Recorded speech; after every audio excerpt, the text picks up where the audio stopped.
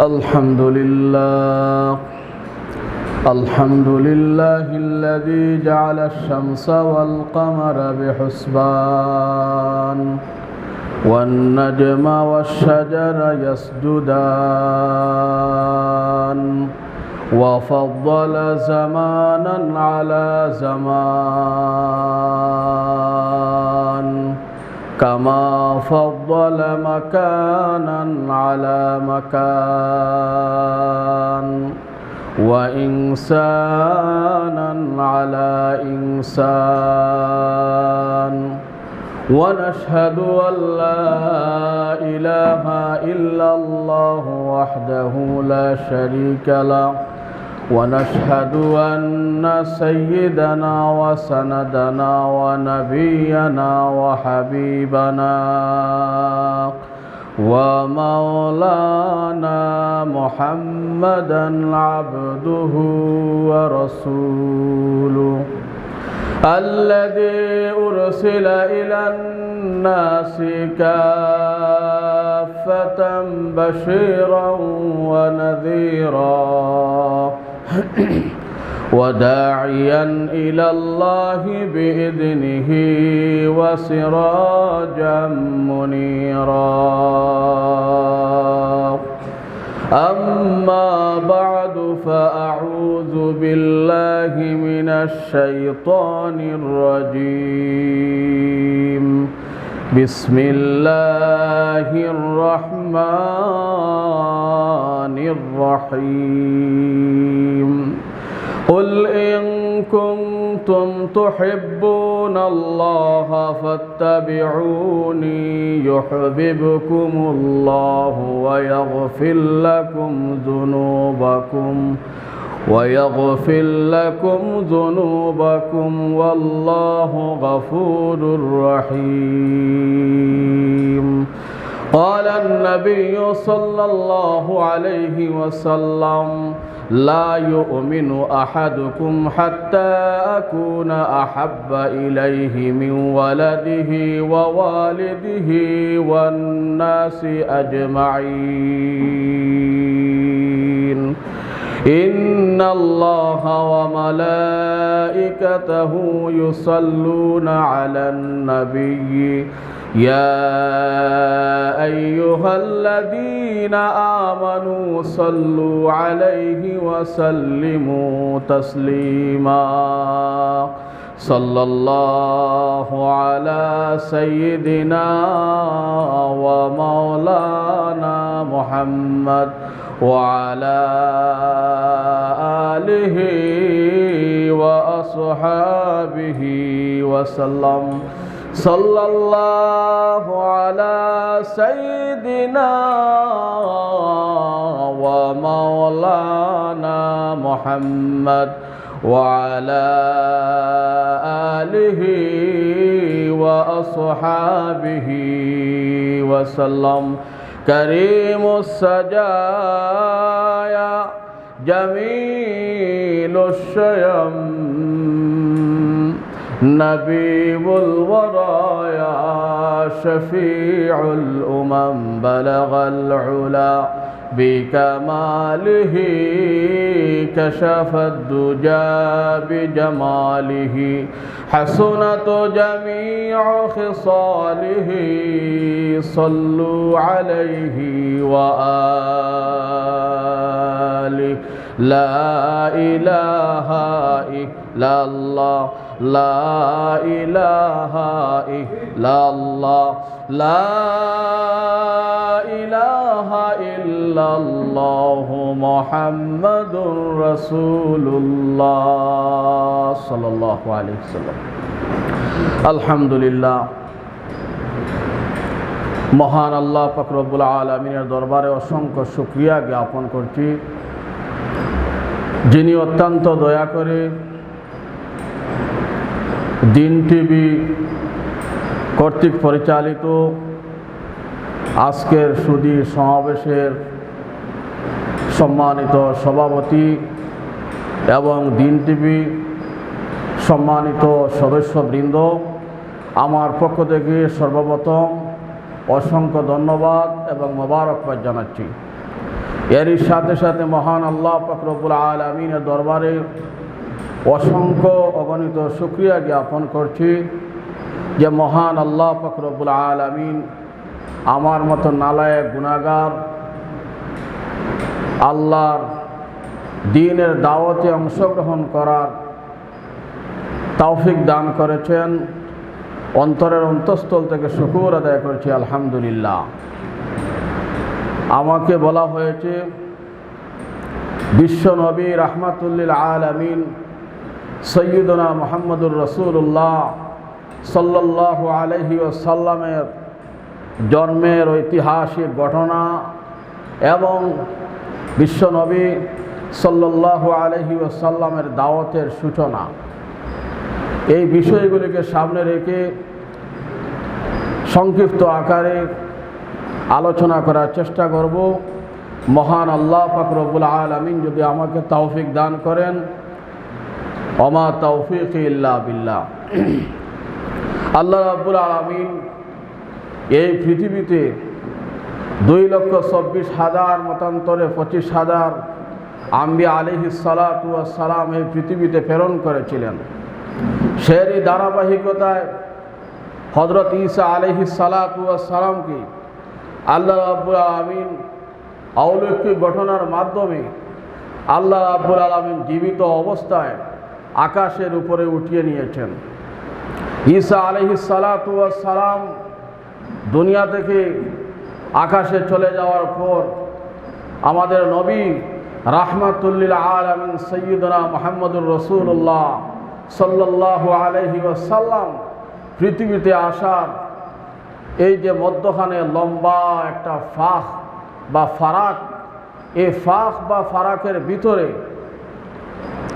আমাদের সমাজের অবস্থা এত নিচু হয়ে গিয়েছিল যে আমাদের সমাজ, গোটা সমাজ এমন একটা অবস্থায়, এমন একটা ভয়াবহ অবস্থা সৃষ্টি হলো। আল্লাহ রাব্বুল আলামিন এই যে ভয়াবহ অবস্থার মধ্য দিয়ে আমাদের নবী রাহমাতুল্লিল আলামিন সৈয়দনা মুহাম্মদুর রাসূলুল্লাহ সাল্লাল্লাহু আলাইহি ওয়াসাল্লামকে ঐতিহাসিকভাবে বিভিন্ন ঘটনাকে সামনে এনে আল্লাহ রাব্বুল আলামিন দুনিয়াতে প্রেরণ করলেন। সুবহানাল্লাহ। এই যে মধ্যখানে ঈসা আলাইহিস সালাতু ওয়াস সালাম দুনিয়া থেকে বিদায় নেওয়ার পরে আমাদের নবী রাহমাতুল্লিল আলামিন সৈয়দনা মুহাম্মদুর রাসূলুল্লাহ সাল্লাল্লাহু আলাইহি ওয়াসাল্লাম এর মধ্যখানে প্রায় 500 বছরের উপরে কোনো আম্বিয়া আলাইহিস সালাতু ওয়াস সালাম এই পৃথিবীতে আসেননি। আম্বিয়া আলাইহিস সালাতু ওয়াস সালাম এই পৃথিবীতে না আসার কারণে মানুষ জানোয়ারের চাইতেও নিকৃষ্ট হয়ে গিয়েছিল। কিভাবে? মানুষের অবস্থা এমন হয়েছিল, নিজ সন্তানগুলিকে, নিজের কলিজার টুকরা সন্তানগুলিকে জীবিত অবস্থায় মাটির নিচে দাফন করেছে, নিজের বাবা হইয়া, নিজের মা হইয়া। নাউযুবিল্লাহি মিন যালিক। এইটুকু শুধু শেষ না, আমি সংক্ষিপ্ত আকারে বিভিন্ন দিক নির্দেশনামূলক জাহিলিয়াতের যুগে বর্ণনা দিচ্ছি। শুধু এই শেষ না, জিনার অবস্থা, ব্যভিচারের অবস্থা এমনভাবে অবাধ বিচরণ হয়েছিল। এই কারণে আল্লাহ রসুল সাল্লাল্লাহু আলাইহি ওয়াসাল্লাম বলেন, আমি যখন দুনিয়াতে আসলাম, আসার মুহূর্ত অবস্থায় পৃথিবীতে যে অবস্থা সৃষ্টি হয়েছিল, মানুষের হানাহানি, মারামারি, কাটাকাটি, রক্তপাত, এই অবস্থা যখন সৃষ্টি হয়ে যাবে আমার উম্মতের ভিতরে শেষ জামানায়, তখন উম্মতেরা বুঝে নিও যে কিয়ামত আর বেশি দূরে নয়। এইভাবে ঈসা আলাইহিস সালাতু ওয়াস সালাম পৃথিবী থেকে বিদায় হওয়ার পরে মধ্যখানে প্রায় 500 বছরের উপরে আম্বিয়া আলাইহিস সালাতু ওয়াস সালাম আসেন নাই। আল্লাহ রাব্বুল আলামিন দয়া করে, মায়া করে আমাদের নবী রাহমাতুল্লিল আলামিন সাইয়্যিদুনা মুহাম্মদুর রাসূলুল্লাহ সাল্লাল্লাহু আলাইহি ওয়াসাল্লামকে দুনিয়াতে প্রেরণ করলেন। খ্রিস্টাব্দ অনুযায়ী 570 খ্রিস্টাব্দে অথবা 571 খ্রিস্টাব্দে বিভিন্ন মতভেদ রয়েছে। যাই হোক, আমাদের নবী রাহমাতুল্লিল আলামিন সাইয়্যিদুনা মুহাম্মদুর রাসূলুল্লাহ সাল্লাল্লাহু আলাইহি ওয়াসাল্লাম আমরা জানি পৃথিবীতে এসেছেন। 570 খ্রিস্টাব্দে আমাদের নবী রাহমাতুল্লিল আলামিন সাইয়্যিদুনা মুহাম্মদুর রাসূলুল্লাহ সাল্লাল্লাহু আলাইহি ওয়াসাল্লাম এসেছেন। আরবি মাস হিসাবে রবিউল আউয়াল মাস ছিল, যদিও এই রবিউল আউয়াল মাসের ভিতরে বিভিন্ন প্রকারের মতানৈক্য রয়েছে জন্ম তারিখ নিয়ে। কেউ বলেছেন 8 তারিখ, কেউ বলেছেন 9 তারিখ, কেউ 10 তারিখ, কেউ 11 তারিখ, কেউ বলেছেন রবিউল আউয়াল মাসের 12 তারিখ।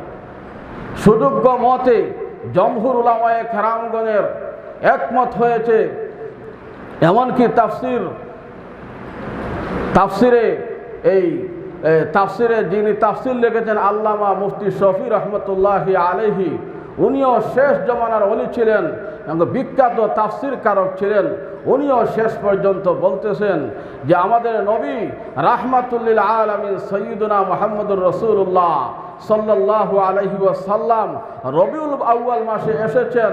বার ছিল কি সোমবার ছিল, আর তারিখটা ছিল 12ই রবিউল আউয়াল মাস, আর সোমবার ছিল দিন। এর ধারাবাহিকতায় আল্লামা ইদ্রিস কান্দবী রহমতুল্লাহি আলাইহি উনিও ওনার এক কিতাবে বিশুদ্ধ মত তুলে ধরেছেন। আর আমাদের নবী রাহমাতুল্লিল আলামিন 12ই রবিউল আউয়াল মাস 12 তারিখ দুনিয়াতে এসেছিলেন, বার ছিল সোমবার। যাই হোক, এই নিয়ে আমাদের কোনো মতানৈক্য নেই, কারণ আমরা জানি আল্লাহ রসুল সাল্লাল্লাহু আলাইহি ওয়াসাল্লাম পৃথিবীতে এসেছিলেন রবিউল আউয়াল মাসের ভিতরে, হোক 8 তারিখ, 9 তারিখ, 10 তারিখ, 11 তারিখ অথবা 12 তারিখ, কিন্তু নবীজি এসেছেন এতে কোনো সন্দেহ নাই। এর ধারাবাহিকতায় আল্লাহ রসুল সাল্লাল্লাহু আলাইহি ওয়াসাল্লামের যে ঘটনাগুলি পৃথিবীতে ঘটেছিল, আশ্চর্যজনক ঘটনা ঘটেছিল। মা আমিনার ঘরে শিশু মুহাম্মদ সাল্লাল্লাহু আলাইহি ওয়াসাল্লাম কিভাবে আসলেন। আমরা জানি যে আমাদের মারা কিভাবে গর্ভধারণ করেছেন এবং গর্ভ প্রসব করেছেন। অবশ্যই 10 মাস 10 দিন আমাদের মারা আমাদেরকে গর্ভধারণ করে প্রসব করেছেন।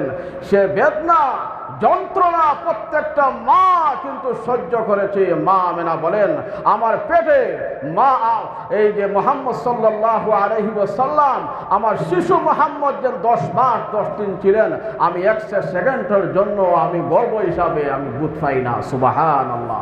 আমি গর্ভ হিসাবে আমার পেটের ভিতরে যে সন্তান শিশু মুহাম্মদ সাল্লাল্লাহু আলাইহি ওয়াসাল্লাম, আমি এই যে 10 মাস 10 দিন অতিবাহিত হয়ে গিয়েছে, আমি এর ভিতরে কোনোদিন গর্ভ যে আমি আছি তা অনুমানও করতে পারে না। আল্লাহ রাব্বুল আলামিন তার কুদরতের সাহায্যে মা আমিনাকে এইভাবে হেফাজত করে 570 খ্রিস্টাব্দে 12ই রবিউল আউয়াল মুহাম্মদ সাল্লাল্লাহু আলাইহি ওয়াসাল্লামকে মক্কার জমিনে আল্লাহ রাব্বুল আলামিন ঐতিহাসিকভাবে প্রেরণ করলেন। সুবহানাল্লাহ।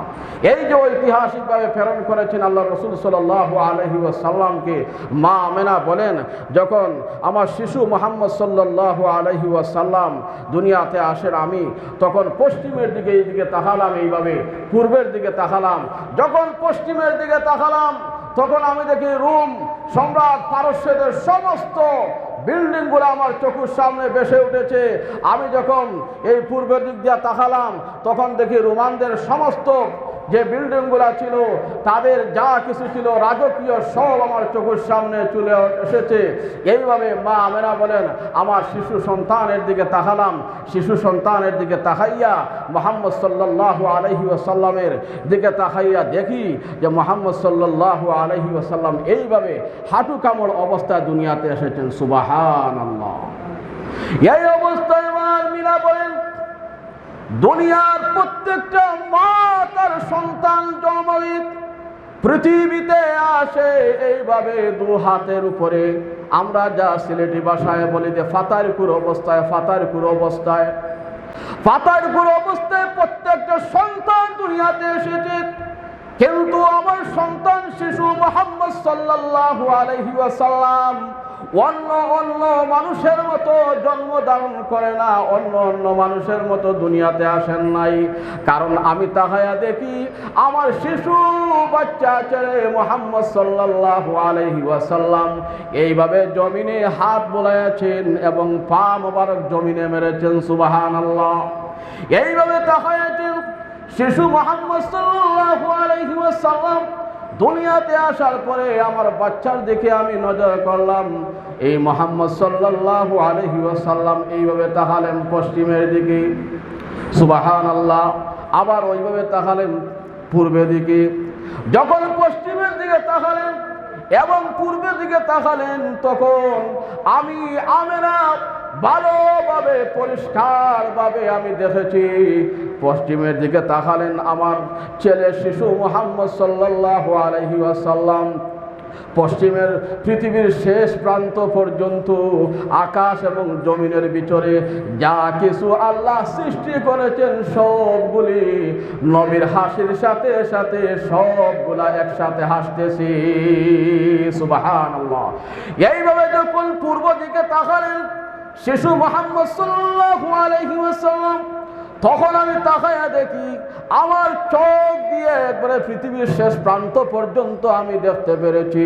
তখন আমি তাকায়া দেখি আকাশ আর জমিনের ভিতরে যা কিছু আল্লাহ সৃষ্টি করেছেন মানুষ সহ সবগুলি আমার শিশু মুহাম্মদ সাল্লাল্লাহু আলাইহি ওয়াসাল্লামের জন্মের খবর পাইয়া, দুনিয়াতে আসার খবর পাইয়া সবাই হাসতেছে আর আহলান সাহলান শুভেচ্ছা বলতেছে।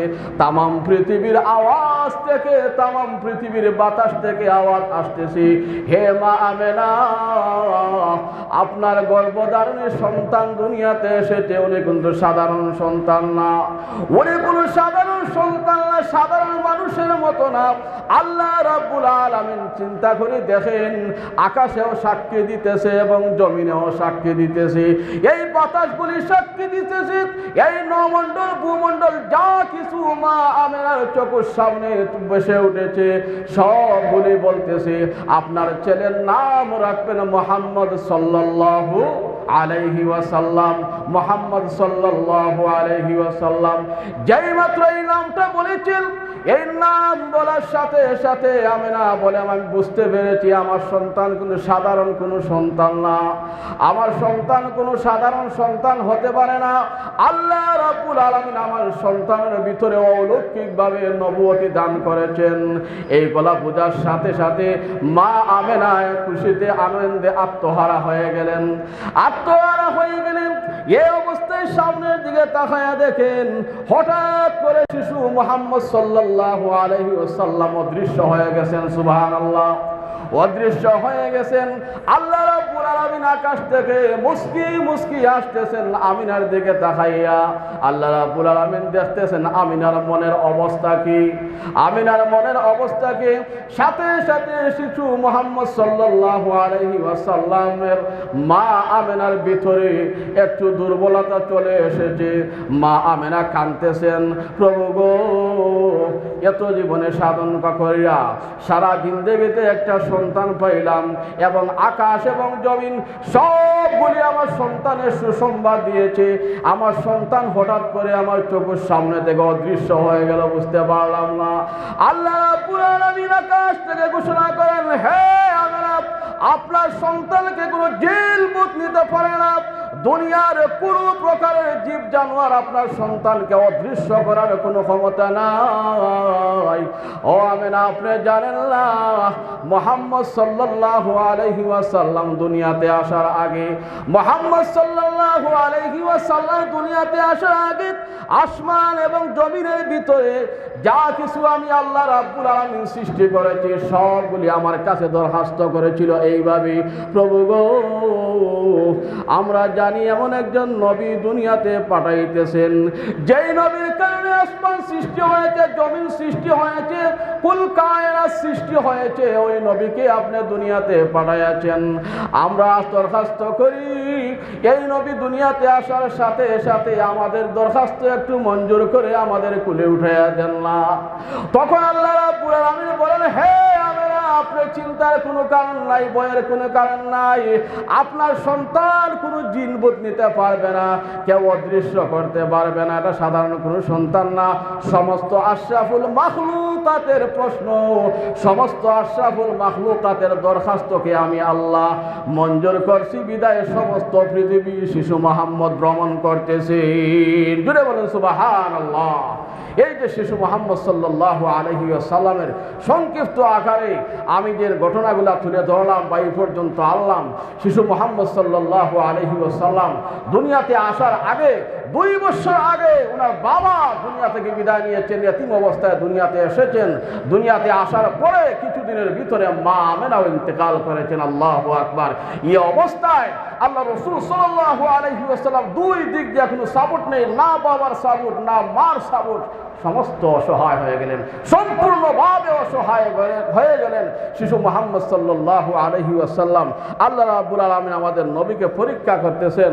বাবাকে উঠে আনিলেন, হ্যাঁ, প্রসবের আগে, দুনিয়াতে আসার আগে, আর মাকে উঠে আনিলেন ছোট্টবেলায়। এখন এই মুহাম্মদ সাল্লাল্লাহু আলাইহি ওয়াসাল্লাম কিভাবে লালন পালন করবেন, কিভাবে বড় হবেন, সেই টেনশন যদিও হ্যাঁ আমরা আমাদের মনের বিদ্যা আসতেছে। আল্লাহ রাব্বুল আলামিন বলেন, না, আমি বান্দা সৃষ্টি করেছি মা ছাড়াও, বাবা ছাড়াও আমি সন্তানকে পৃথিবীতে জীবিত রেখেছি। হাজার হাজার ঘটনা রয়েছে। এই অবস্থায় মাও দুনিয়া থেকে চলে গেলেন। মাও দুনিয়া থেকে চলে যাওয়ার পরে এই অবস্থায় দেখা গেল হালিমাতু সাদিয়া রাদিয়াল্লাহু তাআলা আনহা, হালিমাতু সাদিয়া রাদিয়াল্লাহু তাআলা আনহার দুধ পান করলেন।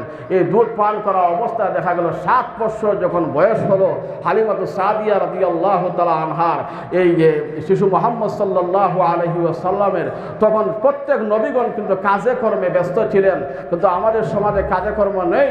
সমস্ত নবীগণ কাজ কর্মে ব্যস্ত ছিলেন। সমস্ত আম্বিয়া আলাইহিস সালাতু ওয়াস সালামের দাওয়াতের পাশাপাশি কাজ ছিল। সে ধারাবাহিকতায় আমাদের নবী রাহমাতুল লিল আলামিন ছোট্টবেলায় বকরি চড়াতেন।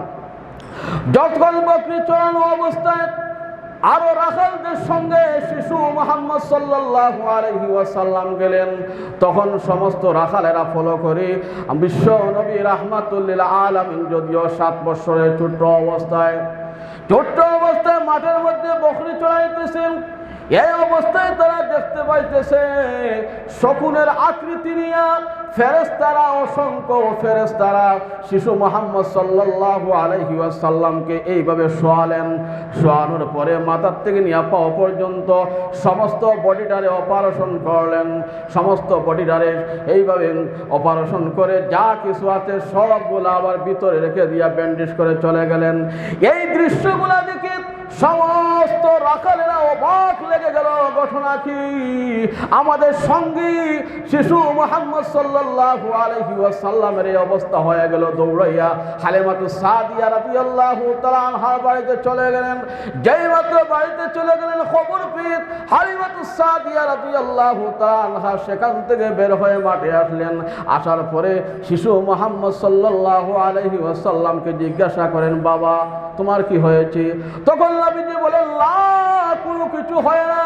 তখন সমস্ত রাখাল ছেলেরা বলতেছে, আমরা নিজের চোখে দেখেছি শিশু মুহাম্মদ সাল্লাল্লাহু আলাইহি ওয়াসাল্লামকে মাথার থেকে পা পর্যন্ত অপারেশন করা হয়েছে, অঙ্গ প্রত্যঙ্গ আলাদা করা হয়েছে, আবার জোড়া লাগানো হয়েছে। কি বলেন? তখন সমস্ত রাখাল ছেলেরাও অবাক লেগে গেল। কেন মুহাম্মদ সাল্লাল্লাহু আলাইহি ওয়াসাল্লাম স্বীকার করতেছেন না? এটা হলো আল্লাহর রাসূল সাল্লাল্লাহু আলাইহি ওয়াসাল্লামের মুআজিজা। এর ধারাবাহিকতায় আল্লাহর রাসূল সাল্লাল্লাহু আলাইহি ওয়াসাল্লাম মক্কার জমিনে বড় হতে লাগলেন।